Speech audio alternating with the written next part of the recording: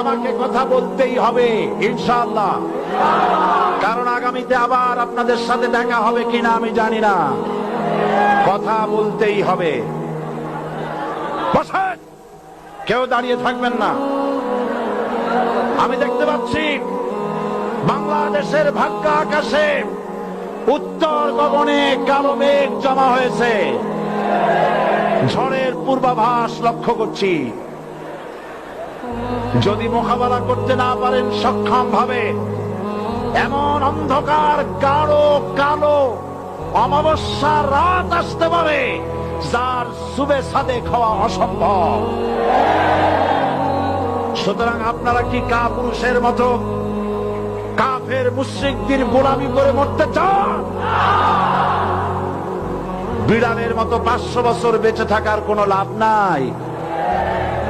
সিংহের মতো 1 ঘন্টা বাঁচতে চাই।